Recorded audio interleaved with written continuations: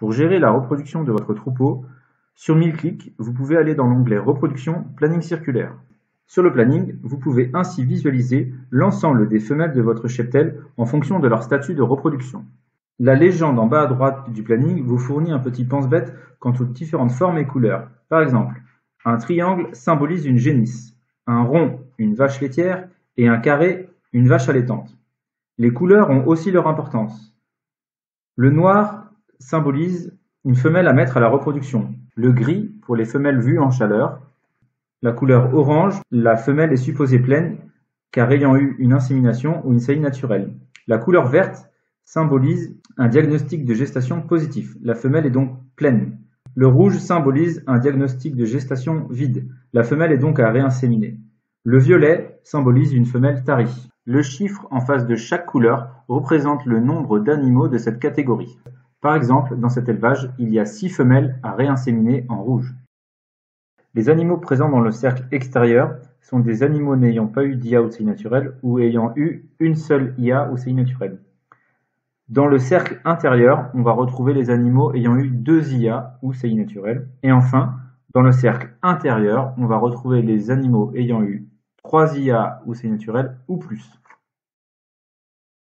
En positionnant votre souris sur un animal, vous voyez apparaître le nom et le numéro de travail en haut à gauche du planning circulaire. Si vous le souhaitez, vous pouvez changer le sens de rotation du planning circulaire. Par défaut, celui-ci est dans le sens horaire.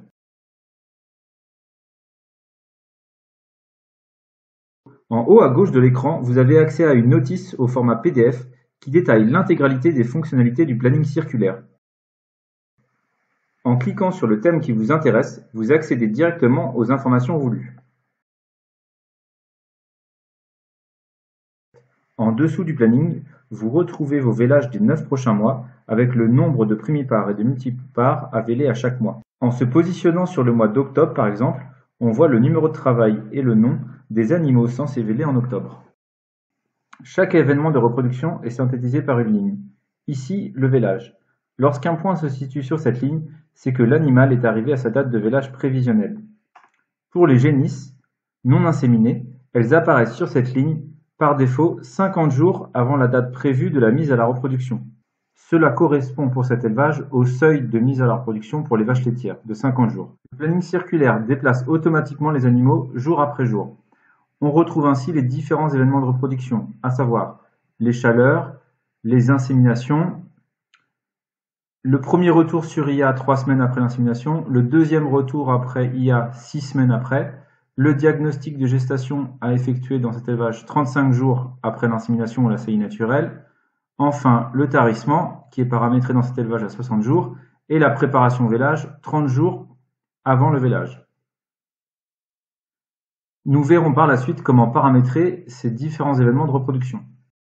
Par défaut, seules les vaches laitières et les génisses laitières sont présentes sur le planning circulaire. Mais à tout moment, en cliquant sur le menu déroulant Choix des animaux, vous pouvez choisir la catégorie d'animaux à afficher sur le planning. Par exemple, si je veux afficher mes génisses viande et mes vaches allaitantes, il me suffit de les choisir dans le menu déroulant. Très important, ce choix prédisposera également les impressions que nous verrons dans un second temps. Vous pouvez rechercher un animal en particulier en tapant son numéro de travail ou son nom dans la liste déroulante « Liste des animaux ». Vous aurez ainsi accès aux derniers événements de reproduction concernant cet animal dans le pavé à droite du planning circulaire. Nous verrons la partie saisie dans une prochaine vidéo. Cette vidéo présentant le planning circulaire est maintenant terminée. Je vous invite à consulter la prochaine vidéo, imprimer ces listes de reproduction ou saisir un événement de reproduction.